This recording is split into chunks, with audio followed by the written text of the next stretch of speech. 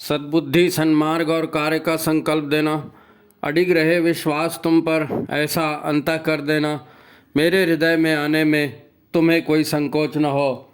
हे गुरुदेव, मुझे नज़रों से दूर कभी न होने देना।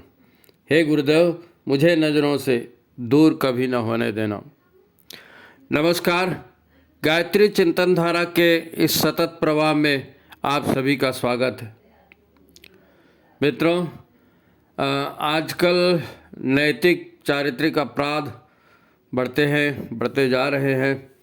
रोगग्रस्त तो प्राय सभी है, रोगों से सभी परेशान हैं, है ना। मनुष्यों की खेती सूख रही है। मैं मनुष्यों की खेती इसलिए कह रहा हूँ कि अस्वाभाविक प्रसव हो रहा है, विकलांग बच्चे पैदा हो रहे हैं, कम दिमाग वाले बच्चे पैदा हो रहे हैं, हाइपर पैदा हो रहे हैं। तो ये जो मनुष्य की उत्पत्ति का जो एक साधन था, उसी को मनुष्य की खेती कहा गया है। आगे अपन देखेंगे तो मनुष्य की खेती सूखते जा रही है, उसमें गड़बड़ हो गई है फसल, और टूटते परिवार जो है टूटते जा रहे हैं, बिखरते जा रहे हैं। और अब सुख से रहना है धरती पर, लेकिन समय किसी के पास नहीं है बात करने के लिए, समझने समझाने के लिए, है ना। और जिसको देखो वही तनाव में है। तनाव तो छोटे से छोटे बच्चे तक में तनाव है ना। और नशा जिस हिसाब से बढ़ रहा है ना, परिवार में हिंसा हो रही है, इन सब से लोग परेशान हैं, इन सब से लोग परेशान हैं। और अर्थ प्रधान विश्व करी राखा, है ना। पैसा किसी को पुरता ही नहीं है, किसी को पुरता नहीं, चाहे कितनी भी उसकी इनकम हो जाए, है ना। यानी उन्मुक्त हंसी हंसना और सुख चैन से परिवार के साथ बैठना बात करना, ये तो सब परिवारों से जैसे पूरा गायब हो चुका है, पूरा गायब हो गया। पूरा परिवार एक साथ बैठकर मजा करे ऐसा कहीं दिखता ही नहीं। बढ़ते मतलब जो ये स्वरूप हो रहा है, बड़ी तेजी से बदलाव हो रहे हैं। और इसमें प्राय जो चीज़ देखी जाती है वो है अन्याय, अधर्म, है ना। अधर्म और अन्याय, अब किसको बोलोगे? सभी लोग उसी तरह का काम करते हैं और ये बोल के करते हैं कि भाई सब लोग तो आजकल यही कर रहे हैं, यही करना पड़ेगा, नहीं तो जी नहीं सकेंगे। सब इसी से परेशान है और सब यही कर रहे हैं।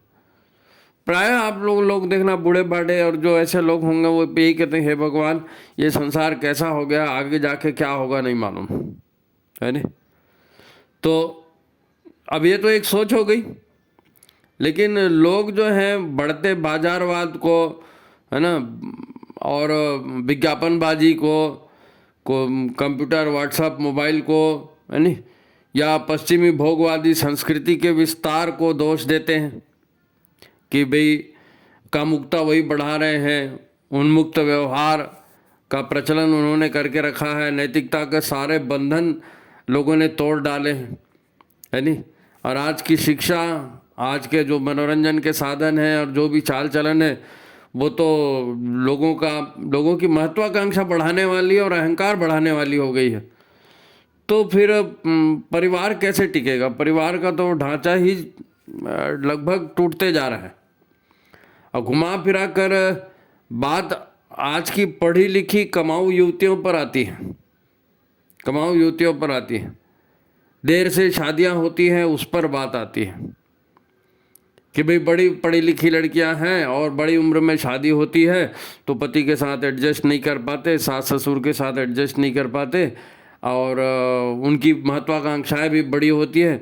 और पति की तनख्वाह, तेरी तनख्वाह मेरी तनख्वाह, इसमें भी बात होती है। और चूँकि मैके में बहुत साल रह लिए ना भाई, 30, 32, 40 साल मैके में रह करके लड़की आ रही है, तो जाहिर है कि वो पति को देख करके उस घर में आई है नहीं। और पुराने संबंध उसके परिवार के और उधर के जो हैं वो तो हावी रहते ही हैं। तो ये सारी व्यवस्थाएं जो है कुछ इस तरह की हो गई हैं कि पूरा आसमान फटा है, समझ जाओ। कहाँ ठिकड़ा लगाएं और कैसी व्यवस्था को बदली करें किसी को समझ में नहीं आता। सब बस जी रहे हैं, कमा रहे हैं, खा रहे हैं, और समस्या कहाँ से आ रही है कौन बताएगा। लोग एक छोटी छोटी समस्या को लेके बैठ जाते हैं। अब आप पेंशन पर आंदोलन करेंगे या नशा पर आंदोलन करेंगे या स्वास्थ्य पर आंदोलन करेंगे, तो ये पत्तों को पानी देने जैसा काम होता है। पत्तों को पानी देने जैसा काम होता है, क्योंकि जैसे पेड़ का विकास है ना, तो पेड़ का अगर विकसित करना है तो जड़ों को खाद पानी देना पड़ता है। वैसे ही ये पूरी मानव समाज की व्यवस्था गड़बड़ा गई है, तो इसमें पत्तों को पानी देने से कैसे काम बनेगा। इसके मूल पर जाना पड़ेगा, जड़ पे जाना पड़ेगा, और जड़ में खाद पानी देना पड़ेगा, है नहीं, जड़ में खाद पानी। अच्छा, ये केवल भारत की बात नहीं है, दुनिया के जितने विकासशील और विकसित देश हैं सब जगह का एक जैसा हाल है। सब जगह का एक जैसा हाल है। भोगवाद, अहंकार और ये परिवार व्यवस्था सभी जगह चरमरा रही है, सभी जगह। हाँ? भारत में और या दुनिया के दूसरे भी देशों में जहाँ विकास अभी नहीं पहुँचा है, तो थोड़ा सा परिवार की बात या कबीले की बात या समाज की बात वहाँ दिखती है। नहीं तो बाकी तो पूरी दुनिया का खान पान, वस्त्र, आभूषण, मनोरंजन सब एक ही जैसा हो गया है, सब एक ही जैसा हो गया है ना। गांव ग्रामीण क्षेत्रों में फिर भी कुछ भी नैतिकता और संस्कारों की बात बची है ना। नशा, लूट, सेक्स, हिंसा, सारी दुनिया में इसी का बोलबाला है आज इसी का बोलबाला है। कहने को कोई कुछ भी कहे, क्या फर्क पड़ता है। ऐसे ही लोग सरकारों में भी बैठे रहते हैं, तो सुधार वो लोग क्या करेंगे, सुधार वो लोग क्या करेंगे। लोकतंत्र बोलते हैं सब जगह, और इलेक्शन जीता जाता है, और कैसे इलेक्शन जीता जाता है, कैसे उसमें पैसे लगते हैं, इतना ईमानदारी का पैसा कौन लगाएगा और कौन जीत करके आएगा और कैसे काम करेगा। तो सरकार में भी ऐसे ही लोग बैठे रहते हैं, दलाल टाइप के, है नहीं। तो अभी तक तो यही चल रहा था, और इसी से सारी दुर्दशा हमको दिखी है नहीं। अब लोग बेढंगे कानून बनाते हैं, उटपटांग कानून बनाते हैं, और फिर कंपनियों का या विदेशियों का या षड्यंत्रकारियों का उसमें फ़ायदा करते हैं, षड्यंत्रकारियों का फ़ायदा करते हैं, यानी मानवाधिकार। अब वो नक्सलियों के, आतंकवादियों के मानवाधिकार होते हैं, लेकिन सेना के, पुलिस के और जो सभ्य लोग हैं उनके कोई मानवाधिकार की चर्चा ही नहीं करता। और जब भी आंदोलन होते हैं तो सरकार पलटने के लिए, उसको दोष देने के लिए होते हैं, न्याय के लिए नहीं होते, है ना। अब पूरी भोगवादी संस्कृति, इसको भोगवादी संस्कृति कहते हैं, पश्चिमी संस्कृति कहते हैं, कई नामों से इसको पुकारा जाता है। लेकिन इन सब के पीछे रिजल्ट जो आ रहा है, वो रिजल्ट यही आ रहा है कि मनुष्य रोबोट के जैसे जीवन जी रहा है।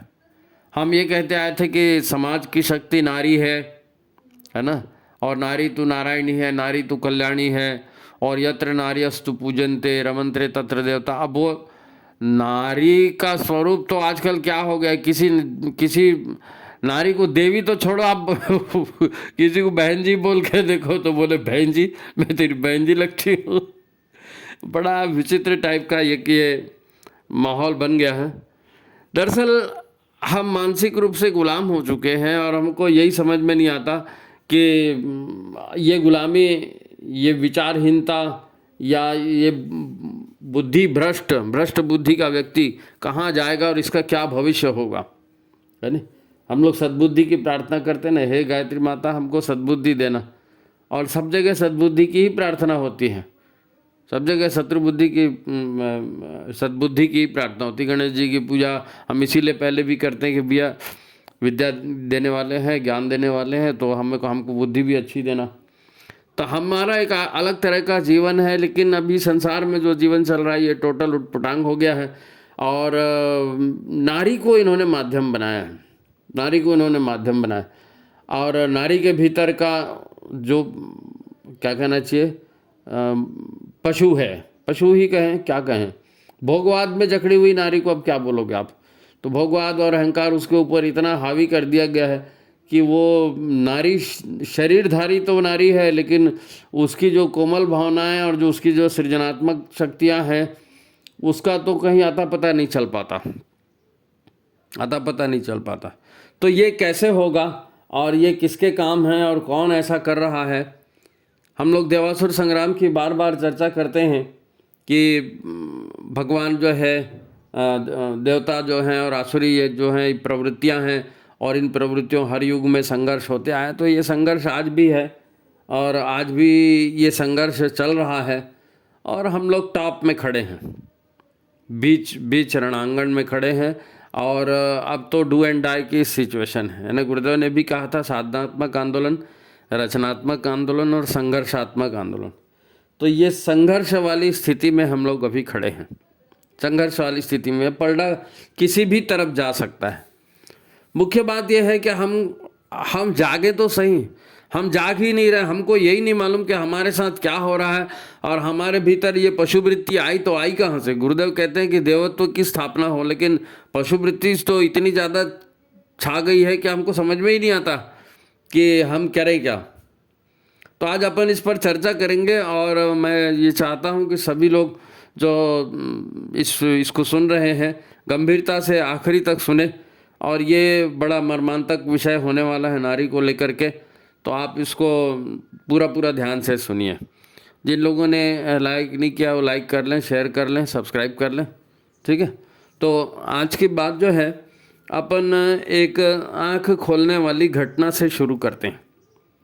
आँख खोलने वाली घटना से मित्रों, आपने सुन के रखा होगा कि पश्चिमी देश, खास करके यूरोपीय देश और विकसित देश जिनको कहते हैं, जापान है, जर्मनी है, फ्रांस है, ब्रिटेन है, अमेरिका है, जो बड़े बड़े देश कहलाते हैं विकसित देश, यूरोपीय देश सारे,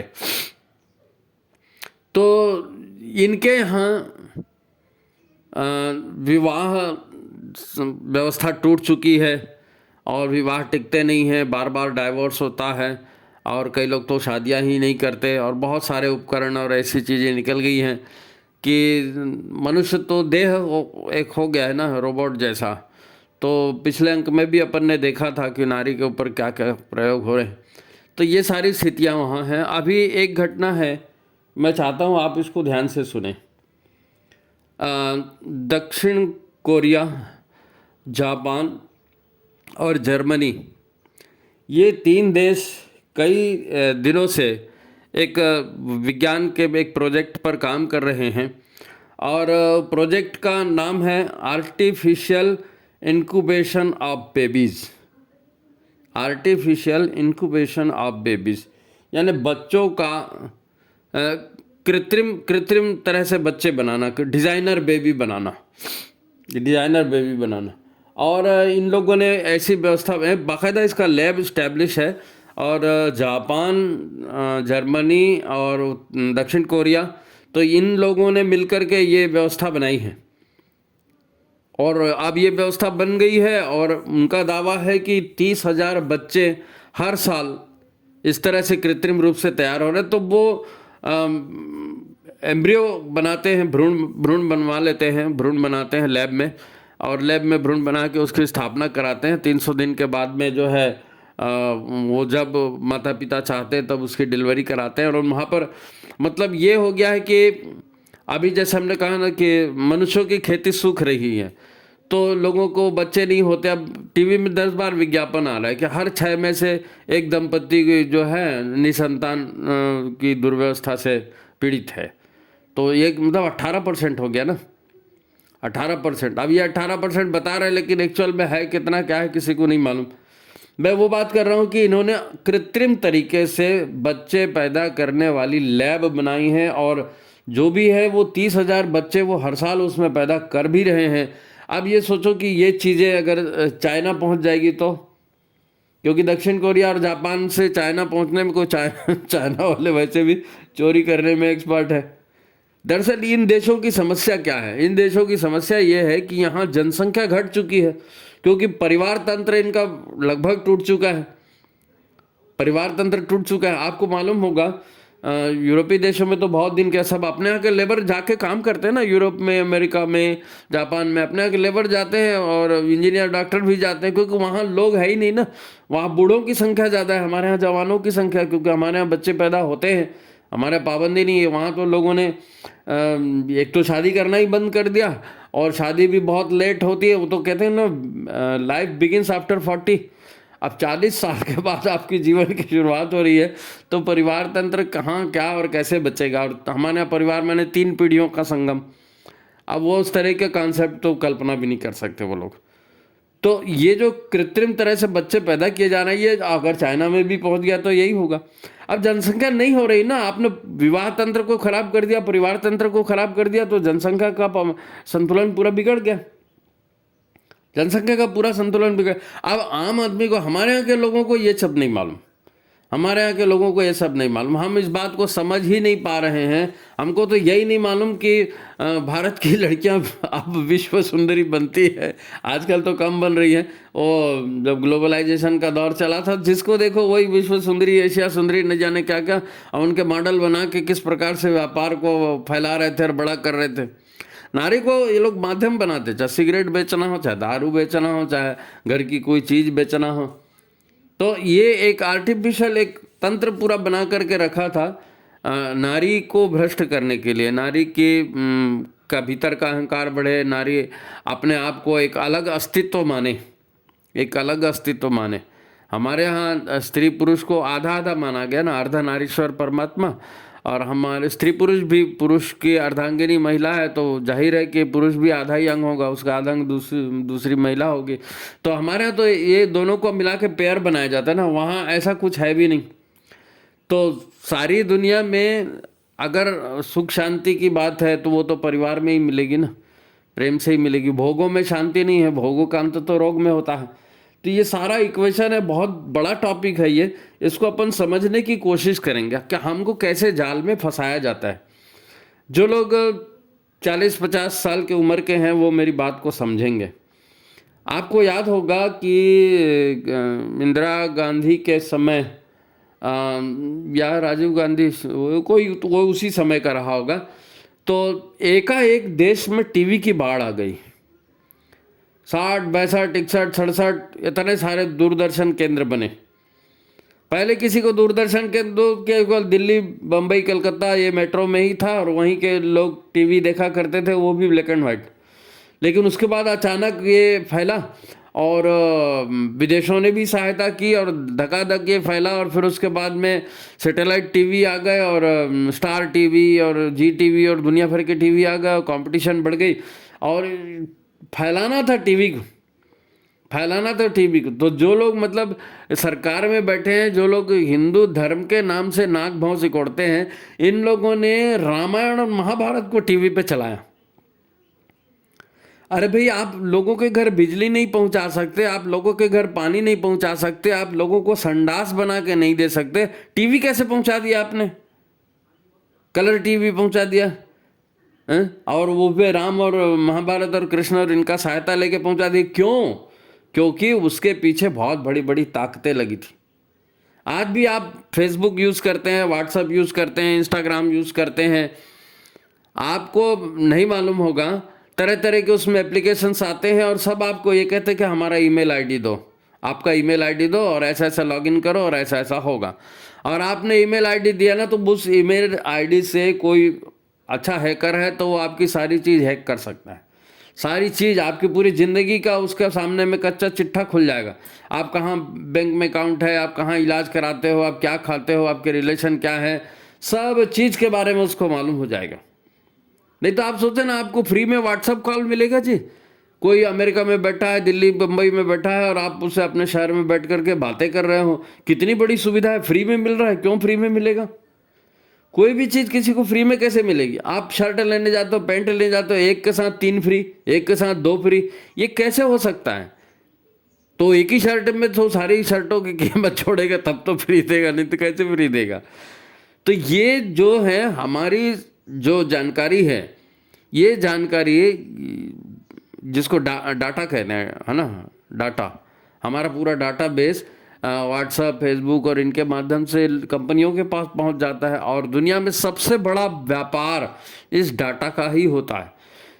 क्यों? क्योंकि इससे इन्फ्लुएंस पैदा किया जाता है, किसको किस तरह का सामान बेचना है, किसको किस तरह का सामान खरीदने के लिए प्रेरित करना है ना, कैसे कहाँ दंगे कराना है। दंगे कराने, जितने दंगे होते हैं व्हाट्सएप के माध्यम से होते हैं ना, व्हाट्सएप से सूचनाएं जाती हैं, कश्मीर में जाते थे और आतंकवादी भी करते हैं, और सब जगह व्हाट्सएप के माध्यम से तो दंगे कराते, तो सरकार सबसे पहले नेट बंद करती है वहाँ का। तो कारोबार ऐसा बढ़ गया है कि एक अदृश्य सरकार जैसी काम कर रही है, जो दुनिया भर में अपनी व्यवस्था कैसे चलाना, लोगों को लूटना कैसे, उनकी कमाई पर डाका कैसे डालना। यानी देवासुर संग्राम में क्या होता है? भोग होता है, नारी का शोषण होता है और धन की कमाई होती है, और कोई कायदा कानून कुछ नहीं। असुर हैं हम, तो असुर हैं, हमारी जो मर्जी होगी हम करेंगे। हिरण्याक्ष, रावण, कुंभकर्ण, और ये पता नहीं के कुंभकर्ण नहीं, ये जितने भी असुर हुए हैं, राक्षस हुए हैं, तो ये सब मनमानी की तो करते थे, और उनका माध्यम तो जड़ जोरू और जमीन यही तो रहता था। तो हम किस महाजाल में फंस चुके हैं, हमारी शिक्षा, हमारी परिवार व्यवस्था किस बुरी तरह से टूट रही है, ये कैसे लोगों को मालूम नहीं है। और इसका माध्यम हमारा नारी समाज और हमारा परिवार है, और भारत खास करके, क्योंकि भारत 140 करोड़ की आबादी है, तो ये 140 करोड़ का मार्केट बहुत बड़ा मार्केट होता है। अब यूरोप और अमेरिका के कुल अब अमेरिका की आबादी 39 करोड़, हमारी 140 करोड़। अब आप बताइए, तो उनके लिए तो भारत हलवा है ना। अब जापान है, ब्रिटेन है, और ये तुम्हारा फ्रांस है, जर्मनी है, ये 8-8, 10-10 करोड़ के देश हैं। हमारा तो एक प्रदेश इससे बड़ा होता है नहीं? तो अब हमको लूटना है तो हमारी जानकारी इनको चाहिए, हमारे लोगों को फंसाना है तो सुंदर सुंदर महिलाओं को विज्ञापन दे दे करके कराना है, और महिलाओं के बीच में ईगो बढ़ाना है, उनका परिवार टूटे। वो चाहते हैं कि इनका परिवार टूटे, क्योंकि परिवार हमारी बहुत बड़ी आर्थिक इकाई भी है, आध्यात्मिक इकाई भी है। हम अपने यहाँ खाना बनाते हैं, पहले के लोग स्वेटर बुना करते थे, घर में खाना बनाते थे, मिठाइयाँ घर में बनती थी, बहुत कुछ घर में होता था। लेकिन अब आपने कह दिया कि नहीं नहीं नहीं, नारी स्वतंत्रता आयोग है, नारी कोई बंधुआ मजदूर थोड़ी है जी, वो तो काम करेगी। अरे तो नारी घर में जो काम कर रही थी वो तो कितना महत्वपूर्ण काम था।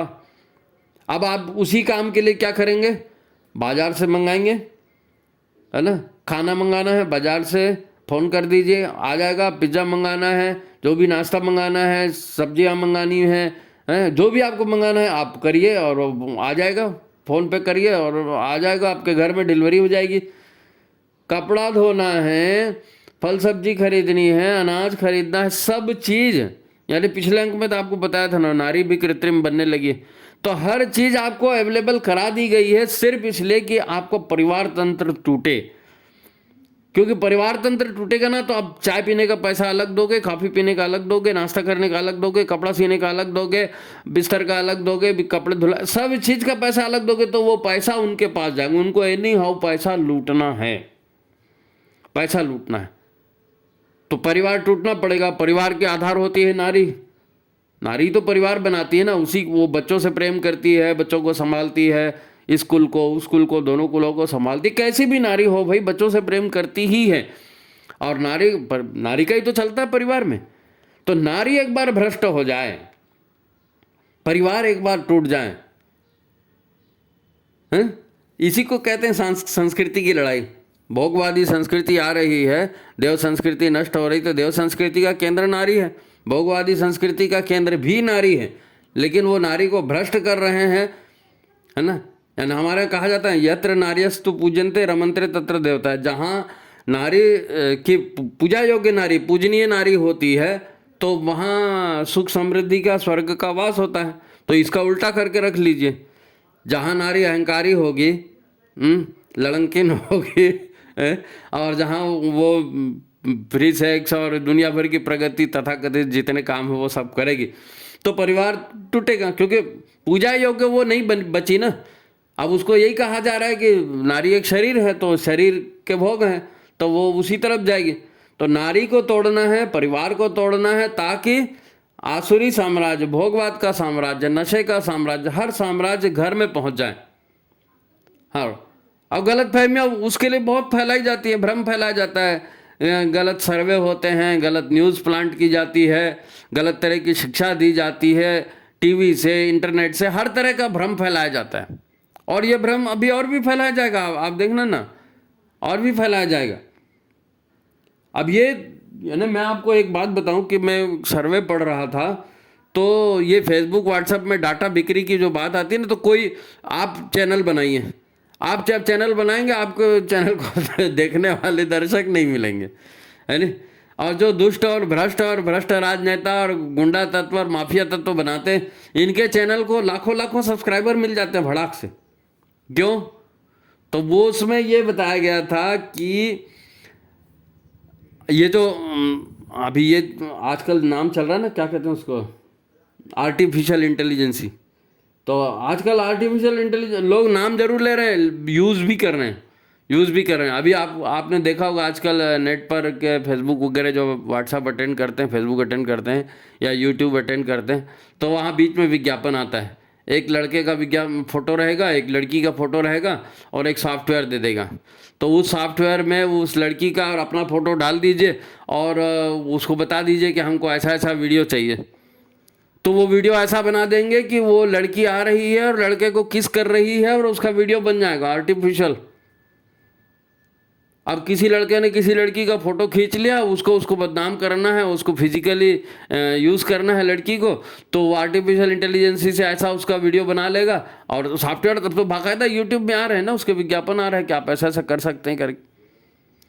तो लड़की का चरित्र नाम से वहाँ से तो गया। अब ब्लैकमेल करेंगे और कुछ भी करेंगे, कैसे भी करके भ्रष्ट करना है नारी को, वो नारी को वहाँ भ्रष्ट कर रहे हैं।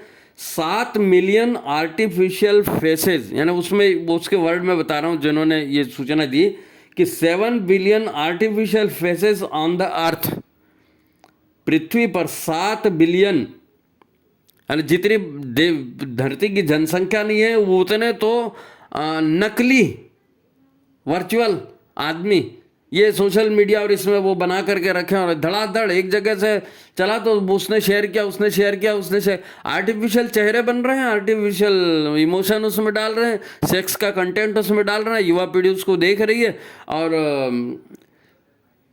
पूरा माहौल उसी से बन जाता है। सरकारें बनती बिगड़ती हैं।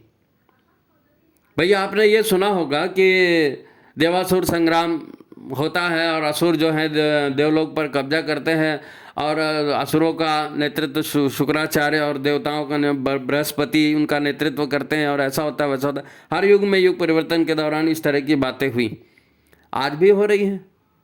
आज भी तो युग परिवर्तन का दौर है ना। तो आज हम कहते हैं गुरुदेव हिमालय से दीक्षा लेकर के आए, अपने गुरु के साथ आए, वहाँ ऋषि मंडल है हिमालय में, साक्षात शिव का वास है वहाँ पर, और वहाँ से अवतारी चेतनाओं को भेजा गया है और वो युग परिवर्तन में सक्रिय, यही सब पढ़े हो ना आप। लेकिन इनकी लड़ाई किससे है? और इतनी अगर ये छोटी मोटी ताकत होती, आसुरी ताकत, तो इनसे लड़ने के लिए महाकाल को स्वयं आना पड़ता। ये कैसे? आप समझ नहीं पा रहे हो कि हमारा जीवन किनके हाथों में खिल रहा है, हम किनके हाथों में खेल रहे हैं, हम किनके हाथों में खेल रहे हैं। आपको एक उदाहरण बताता हूँ, बात को समझिए, क्योंकि दुनिया में पैसा कहाँ से आता है? हथियारों का उत्पादन करके, देशों को लड़वा करके, नशे की खेती करके, नशे का कारोबार करके और व्यापार में मोनोपोली स्थापित करके, व्यापार में मोनोपोली स्थापित करके, दंगे करवा करके, सरकार बदली करवा करके, सरकार से अपने हिसाब से फायदे कानून बना करके। अब एक छोटा सा उदाहरण आप उसको सुन लीजिए, आपको समझ में आएगा कि हम कठपुतली बने हैं जी, और हमको आसुरी शक्तियाँ कैसे नचा रही हैं, कैसे हमारे परिवार को तोड़ रही हैं, कैसे हमको भ्रष्ट कर रही हैं। एक थोड़ा सा आइडिया आपको पता चलेगा। और इसका हथियार बनाया है उन्होंने नारी को, इसका हथियार बनाया उन्होंने नारी को, क्योंकि नारी के पास एक स्वाभाविक आकर्षण भी है और पुरुष वैसे भी आकर्षित होता ही है नारी के पास। अब नारी का दिमाग अगर भ्रष्ट कर दो तो सब उनका है। एक छोटा सा उदाहरण ये था कि अफ़गानिस्तान में अफीम की खेती होती थी और पाकिस्तान में उसका शोधन होता था, और पाकिस्तान दुनिया भर के माफियाओं का और ड्रग डीलर का वहाँ पर वो केंद्र बना हुआ था, और अमेरिका के थ्रू ये सारा हो रहा था। अब अपने जाल में वो फंस गए और तालिबान पैदा हो गया, और तालिबान ने वहाँ से अमेरिका को भगा दिया और तालिबान की सरकार बन गई, तो उन्होंने अफीम की खेती बंद करा दी। खसखस बहुत महंगी हो गई ना, क्योंकि खसखस बनती है अफीम के जो फल होता है उसको चीर करके उसका रस निकाल करके अफीम बनाते हैं, और उसके बीज जो होती है वो खसखस होती है। तो अफगानिस्तान में अफीम की खेती बंद हो गई, तो इन्होंने कहाँ चालू किया? इन्होंने चालू किया, उसके पहले ही चालू कर दिया था, मतलब मणिपुर में और नॉर्थ ईस्ट, बर्मा, म्यांमार कहते हैं, म्यांमार, लाओस, है ना, ये पूरा बेल्ट है नॉर्थ ईस्ट का। तो यहाँ पर उन्होंने नशे का कारोबार अलग से शुरू किया। जब उधर बंद हो गया तो इधर चालू कर दिया। अभी चाइना को दिक्कत हो रही थी, उसको व्यापार करना था यूरोप से, तो पहले पाकिस्तान के थ्रू वो व्यापार करना चाहता था, फिर बांग्लादेश के थ्रू करना चाहा, म्यांमार के थ्रू उसने अपनी सेनाएं भेजी, वो अराकान आर्मी, और वो आपने नाम सुने होंगे बड़े बड़े। भारत में मणिपुर में जो इतने दंगे फसाद हुए, ये सब चाइना और अमेरिका ये लड़ रहे हैं आपस में। अभी इनका केंद्र बन गया बांग्लादेश। तो जो बांग्लादेश इतना शांत चल रहा था, अचानक उस बांग्लादेश ने भारत विरोधी सुर पैदा कर दिए और हिंदुओं पर वहाँ अत्याचार कर। लोगों को लगता है राजनीतिक नहीं है, ये विशुद्ध रूप से व्यापारिक और तख्ता पलट की कार्रवाई है, पैसा कमाने के लिए। क्या था? म्यांमार से लगा हुआ देश है लाओस, और लाओस में CIA नारकोटिक्स का प्यूरिफिकेशन प्लांट उनका काम करता है। तो जब पाकिस्तान के प्लांट में उत्पादन कम हो गया, वहाँ अफीम की खेती अफगानिस्तान में बंद हो गई, तो वहाँ उत्पादन कम बंद हो गया, तो इधर का लाओस का, म्यांमार का और मणिपुर का, ये पूरा नॉर्थ ईस्ट का बेल्ट का, यहाँ पर का पूरा नशे का प्यूरिफिकेशन वहाँ लाओस में होता था।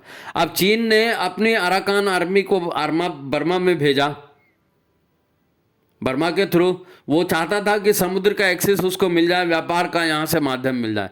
अब अमेरिका को खतरा ये है कि चीन अगर यहाँ आया, अब म्यांमार में अगर उसका सत्ता, म्यांमार से लगा हुआ तो गोल्डन ट्रेंगल उसका वो ये है, क्या बोलते हैं, लाओस का। तो लाओस के नशे के कारखानों पर चाइना इंटरफेरेंस करेगा, चाइना अपना कब्जा दिखाएगा, चाइना उसको डिस्टर्ब करेगा, तो CIA अमेरिकी एजेंसी है, उसकी इनकम खत्म हो जाएगी। तो इस चाइना और अमेरिका के नशे की लड़ाई में बर्मा फंस गया, भारत का मणिपुर फंस गया, और बांग्लादेश में सत्ता परिवर्तन इसीलिए हुआ कि चाइना यहाँ सेंटर बना रहा है, तो अमेरिका चाहता है कि हमारा भी यहाँ पर केंद्र बने। अब उसको जगह कौन देगा? पृथ्वी की जमीन तो उतनी ही है, तो बांग्लादेश को फंसाओ। तो बांग्लादेश में उन्होंने नोबेल प्राइज वाला एक पहले से बना के रखा था पिट्ठू, तो उसको जिया की सरकार को पलटा के उसको बिठा दिया ताकि वहाँ पर अमेरिका खिंचल सके। अब उधर इलेक्शन हो गया, दूसरा आ गया ट्रंप। तो ये ऐसी राजनीति चल रही है, नशे का कारोबार, हथियारों के कारोबार पे तो भारत खड़ा हो गया हथियारों के कंपटीशन में। तो भारत भी आगे आगे बढ़ रहा है ना।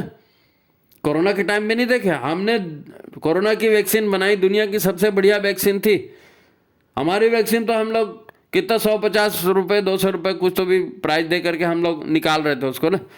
और अमेरिकी कंपनी होते तो 10-10 हज़ार का उन्होंने वैक्सीन बनाए, और भारत के उनके दलाल बार बार चिल्ला रहे थे कि भैया अमेरिकी वैक्सीन लो, भारत की वैक्सीन क्यों लेते हो, अमेरिकी वैक्सीन लो। क्योंकि पैसा लेते हैं, उनका गुणगान गाते हैं, व्यापार करते हैं, पैसा ही तो कमाना है उनको। देश जाए भाड़ में, बीमारियां चाहे 1000 फैल जाए, उनको कमाई से मतलब है, उनको कमाई से मतलब है। सरकारें बदल जाएं, बांग्लादेश की सरकार बदल दी, म्यांमार की सरकार बदल दी, बदलने में लगे हैं।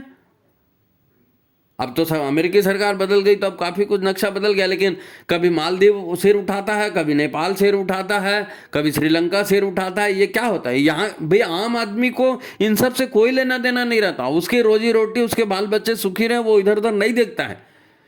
ये षड्यंत्र बड़े बड़े लोग करते हैं जिनको दुनिया में साम्राज्य स्थापित करना है। दुनिया के 190 देशों में, अधिकांश देशों में एक गुप्त सरकार काम करती है जिसको कहते हैं डीप स्टेट। ये डीप स्टेट किसी भी राज्य से, किसी भी देश से बड़ी ताकत है, किसी भी देश से बड़ी ताकत है। हमारे यहाँ भूतपूर्व प्रधानमंत्री इंदिरा गांधी बार बार कहती थी ना, विदेशी ताकतों का हाथ, विदेशी ताकतों का। उनको मालूम है विदेशी ताकतें कैसे इंटरफेरेंस करती है। पिछले बार डोनाल्ड ट्रंप हार गए, अमेरिका के राष्ट्रपति, इन्हीं के वजह से हार गया। अब वो आया है तो अब वो इन्हीं को मार रहा है। अब यही वो ताकतें हैं जो नशे का व्यापार करती हैं, हथियारों का व्यापार करती हैं, ड्रग्स का व्यापार करती हैं, सरकारें पलटती हैं, दंगे करवाती हैं। पूरा मध्य पूर्व का देश पूरे जल रहे हैं, सीरिया, लेबनान और ये तुम्हारा इजराइल और गाजा, और ये जितना इन लोग लड़ थोड़ी रहे हैं जी, इनको लड़वाया जाता है, इनको लड़वाया जाता है पैसे के लिए। अब ये इतनी बड़ी बड़ी ताकतें हैं, और ये इतनी बड़ी बड़ी ताकतें ये चाहती हैं कि भारत पर कब्जा किया जाए। अब वो मिशनरियों के थ्रू करो, आतंकवादियों के थ्रू करो, व्यापार के थ्रू करो, ड्रग्स के थ्रू करो, किसी के भी थ्रू करो, इनको कब्जा किया जाए। सबसे सरल और ओपन जो होता है वो व्यापार होता है। अब व्यापार अगर चलाना है तो नारी को खड़ा करो, और नारी को खड़ा करने से उनको दो फायदे हैं। एक तो नारी में दैहिक भाव जागेगा कि मेरे को ऐसा शरीर मिला है तो मैं इस शरीर की कीमत वसूल करूं। अपने अहंकार का भाव जागेगा कि मैं नारी हूं और तुमको मेरा कहना मानना पड़ेगा, मेरे हिसाब से चलना पड़ेगा। तो वो नारी को उस तरह से भड़का फुसला रहे हैं ताकि वो देवी न बन सके। देह भाव उसके भीतर जागे, और उसको भड़काएंगे, उसको देह भाव उसके भीतर जाएंगे और वो अंग प्रदर्शन करेगी, तो जाहिर है पुरुष भी भ्रष्ट होगा। तो पुरुष भी भ्रष्ट होगा और नारी भी भ्रष्ट होगी, तो पूरे समाज का पतन होगा। और पूरे समाज का पतन होगा तो कौन जीतेगा? असुर जीतेंगे। वो असुर जीतेंगे जो दुनिया में साम्राज्य स्थापित करना चाहते हैं।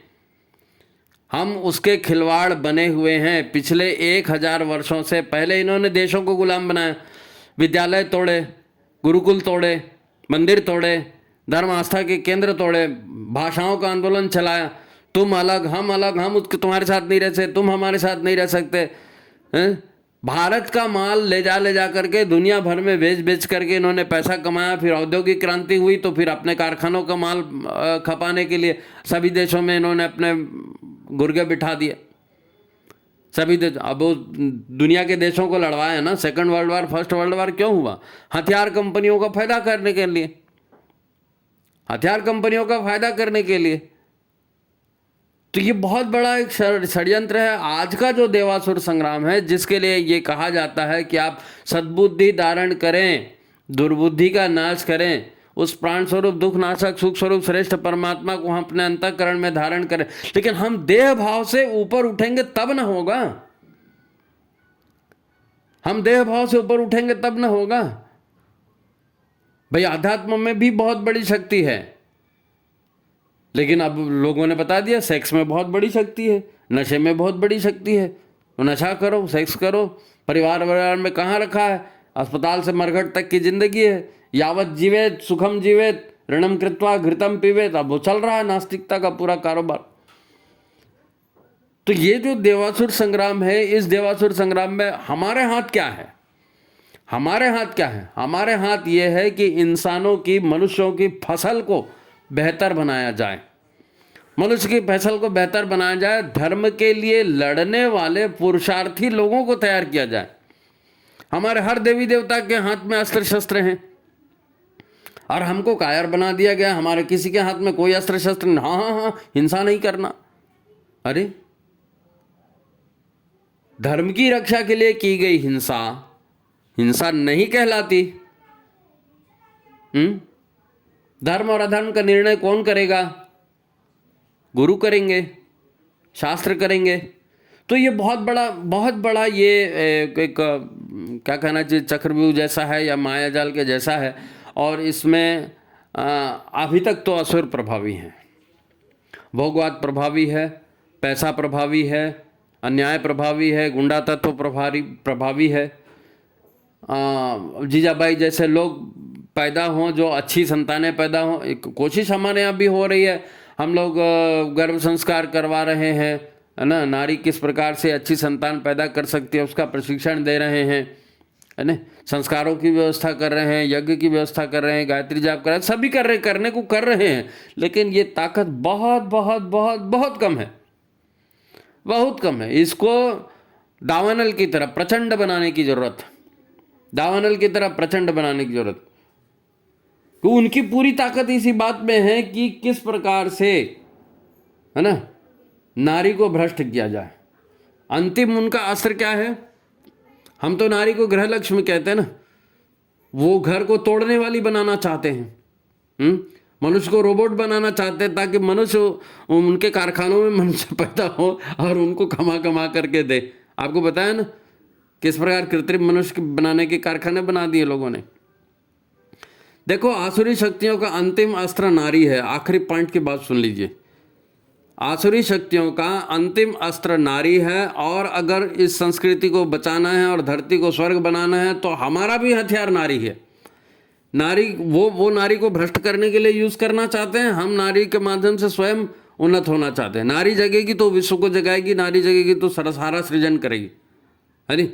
और नारी अगर देह ही बनी रही, नारी अगर देह ही बनी रही तो फिर गया, हाँ तो फिर गया, फिर हम भी रोबोट बने रहेंगे, है नी। तो यत्र नार्यस्तु पूजन्ते करना पड़ेगा, जागना पड़ेगा, है ना। युग निर्माण मिशन के जितने आंदोलन है ना, ये आंदोलन को अलग अलग रूप से मत देखिए आप कि शिक्षा आंदोलन है, नशा मुक्ति आंदोलन है, पर्यावरण आंदोलन है, वो आंदोलन नहीं, वो नहीं। मनुष्य देवता बने, यही सबसे मेन बात है। और मनुष्य को देवता बनाएगी नारी, और नारी को उस तरह का बनाने का काम पुरुषों का है। अब नारी जागरण करना है कि पुरुष जागरण करना है, ये हमारे विवाद का हमने फालतू का बतंगड़ बना के रखा है। गुरुदेव ने तो ये कहा मनुष्य देवता बने ये धरती स्वर्ग समान, नर नारी एक समान, जाति वंश सब एक समान। गुरुदेव की बात ही अलग है, ठीक है। नारी वो अलग से शक्ति है भाई, करुणा, प्रेम, आत्मीयता, है ना, और सब सुखदायिनी शक्ति, सृजन शक्ति, वो तो नारी है। नारी हमारी शक्ति है, उस पर तो अंतिम प्रहार आसुरी शक्तियों ने कर दिया है। इस जितने सुंदर सुंदर चेहरे दिख रहे हैं, ये मान के चलो कि शूर्पणखा आई है देवी का रूप लेकर के, है ना। तो उसको भीतर से बदलना है, नारी को भीतर से बनाना, उसके भीतर की नारी शक्ति को जगाना है। इसीलिए तो नारी जागरण आंदोलन शुरू किया ना, नारी शक्ति को भीतर से जगाना। और ये काम नारी को कम, पुरुषों को ज़्यादा करना है। इसलिए वो जो है ना, मिला जुला करके यही है कि गायत्री परिवार का काम है तो स्त्री पुरुष मिलकर ही करेंगे। आंदोलन अभी कर रहे हैं, चल रहे हैं, लेकिन ताकत इनकी बहुत कम है, इसको आपको बढ़ा के करना पड़ेगा, ठीक है। वो तो नारी पर अंतिम प्रहार कर चुके हैं, अब हमारी बारी है कि हम नारी को कैसे उसका पवित्र रूप प्रदान करते हैं। क्योंकि नारी बचेगी तो परिवार बचेगा, परिवार बचेगा तो संस्कार बचेगा, संस्कार बचेगा तो हम और आप सुख चैन से जी सकते हैं, ठीक है। तो आज की बात यही समाप्त करते हैं। बहुत लंबा विषय है, हमने कोशिश की कि इसको छोटा और संक्षेप में बनाया जाए, बहुत समय भी इसमें लग गया, लेकिन जो हो रहा है वो सत्य आपके सामने में है। चाहे वो मीडिया के माध्यम से हो रहा है, चाहे कारखानों के माध्यम से हो रहा है, चाहे व्यापार के माध्यम से हो रहा है, चाहे विश्व युद्ध के बाद माध्यम से हो रहा है, चाहे किसी के भी माध्यम से हो रहा है, ये सच है और ये आंखें खोल देने वाला सच है। इसको जितना जल्दी हम समझेंगे और अपना समयदान इस युग परिवर्तन के काम में करेंगे, उतने जल्दी ये काम सफल होगा। तो आज की बात समाप्त। सभी को प्रणाम, नमस्कार।